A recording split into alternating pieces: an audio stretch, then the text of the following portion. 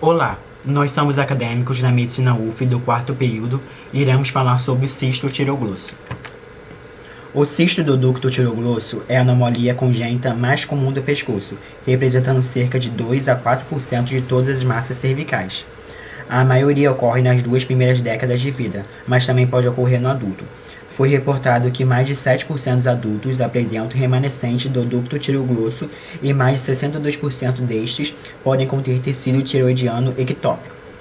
Embora haja uma distribuição igual por sexo, os homens tendem a predominar em pacientes pediátricos, enquanto que as mulheres predominam entre os adultos. A infecção, incluindo a formação de fístula, é vista em aproximadamente 10% dos pacientes, embora mais frequentemente em crianças do que adultos. Em aproximadamente 3% dos casos, pode ser visto um carcinoma da glândula tireoide, sendo a maioria, mais de 99%, carcinomas papilares.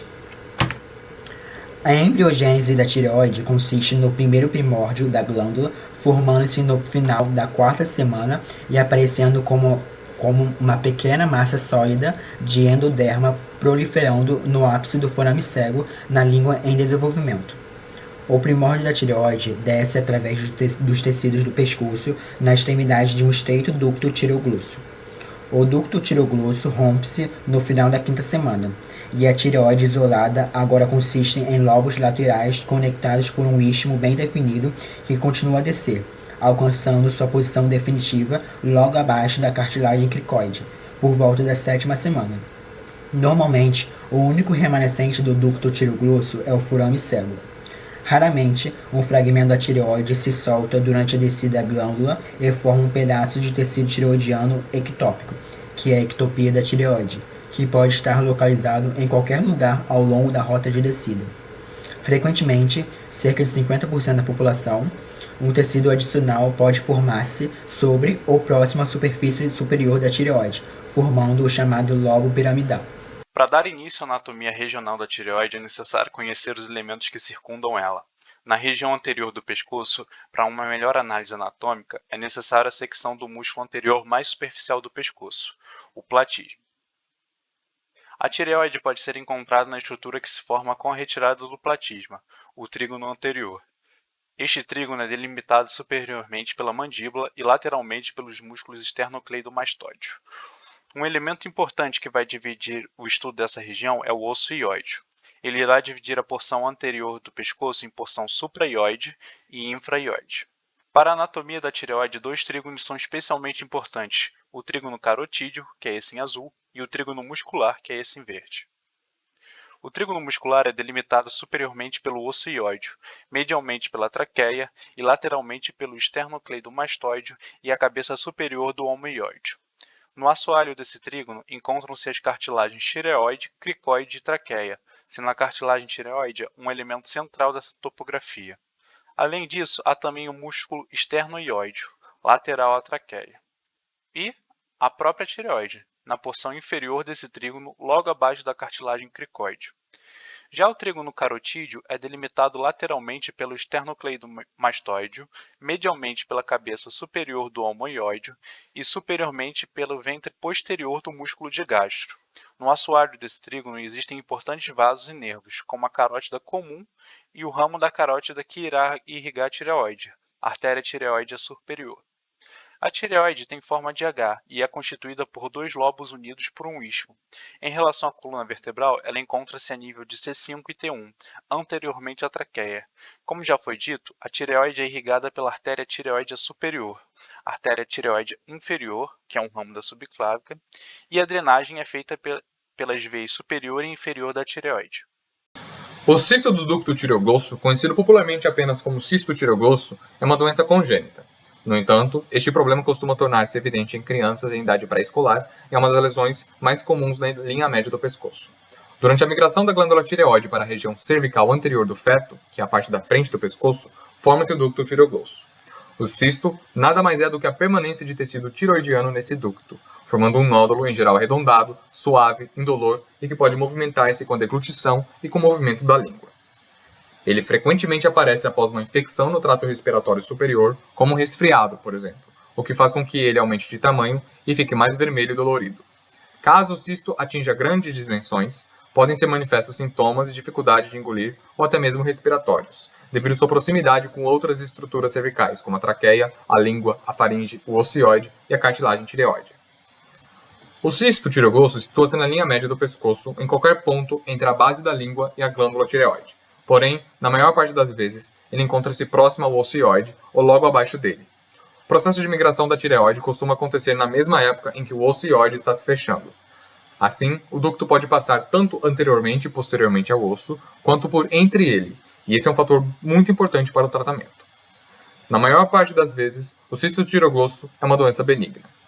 Por conta da conexão com as estruturas da boca, o cisto é formado por secreção salivar e pode sofrer com infecções bacterianas frequentes. Em alguns casos, o cisto tireoglosso também forma fístulas, drenando secreção purulenta e viscosa. O diagnóstico precoce é muito importante pelo risco de malignização da doença, podendo dar origem a neoplasias malignas como o carcinoma papilar do ducto tireoglosso e o adenoma folicular no cisto tireoglosso. Pode ainda ocorrer infecções mais graves, com necessidade de internação hospitalar e uso de antibióticos endovenosos. O diagnóstico precoce em casos de cisto tireoglosso é essencial pelo risco de malignização da patologia, que ocorre em aproximadamente 2% dos casos. Dessa forma, cerca de 30% dos diagnósticos é feito até os 10 anos de idade, e geralmente são os pais que percebem pequenas massas no pescoço de seus filhos, dando início à investigação. O diagnóstico é clínico e ocorre mediante a palpação da tumoração, que normalmente se apresenta como uma massa de consistência firme, de crescimento lento e progressivo e de localização na linha média, próxima à topografia do ocioide. Além disso, é importante salientar que a mobilidade do cisto afasta grande parte dos outros possíveis diagnósticos diferenciais. Além do exame clínico, exames de imagem podem ser utilizados para auxiliar no diagnóstico. O ultrassom da tireoide, por exemplo, por ser um exame de fácil acesso, barato e não invasivo, geralmente é o exame de primeira escolha. Como não utiliza radiação ionizante, é importante na condição diagnóstica de pacientes pediátricos. Apesar da ultrassonografia em geral ser suficiente, tomografia computadorizada e ressonância magnética podem ser utilizados como métodos complementares ao diagnóstico. Nesse slide, temos um exemplo da ressonância evidenciando um cisto em região submandibular que se apresenta com uma lesão bem delimitada, encapsulada e localizada próxima à linha média. Agora temos a imagem de uma tomografia computadorizada do pescoço, que mostra um cisto em íntima relação com o ocioide. Se tratando de diagnósticos diferenciais para suspeitos de cisto tireoglosso, temos as seguintes patologias: higroma cístico, lipoma, cistodermoide, linfomas. O único tratamento para cisto tireoglosso é a cirurgia. Esse procedimento deve ser realizado por um médico cirurgião especialista em cabeça e pescoço. A metodologia escolhida na cirurgia é a técnica de Sistrunk, desenvolvida pelo cirurgião de mesmo nome Walter Ellis Sistrunk, em 1920. Antigamente, a técnica utilizada era a de ressecção simples do cisto. Entretanto, essa técnica possuía uma taxa recidiva de aproximadamente 50%, o que caiu para 3 a 5% com a implementação da nova técnica. Esse método consiste em realizar a dissecção do ducto tireoglosso com a retirada da porção média do ocioide. O pós-operatório é simples, com o paciente retornando para casa em menos de um dia no hospital. A cirurgia não deve ser realizada em caso de infecção aguda. A infecção deve ser tratada e somente depois a cirurgia deve ser realizada. A cirurgia possui curta duração e começa com a injeção de anestesia local e adrenalina logo na região anterior ao cisto. Logo em seguida, é realizada uma incisão na pele e na platisma anteriormente ao cisto, e esses tecidos são afastados abrindo uma cavidade. Depois, é possível acessar a região do cisto, que geralmente está contornado lateralmente e anteriormente pelo músculo esternioide, e esse deve ser separado do cisto com um bisturi, que na maioria das vezes é elétrico. O cisto deve ser também desanexado da face pré-traqueal posterior a ele e também do músculo tireoide, que se localiza na borda posterior e lateral do cisto. Em seguida, a parte medial do ocioide é desanexada dos músculos a ele anexados e, por fim, ele é segmentado e liberado dos tecidos junto com o cisto. O cirurgião, então, deve buscar por remanescentes de ducto tireoglosso e, caso o encontre, deve retirá-lo por completo para evitar a reincidência do cisto. No fim, a cavidade é irrigada e limpa, é colocado um dreno e os tecidos são então suturados. O dreno geralmente é retirado depois de um dia da cirurgia, caso não haja complicações.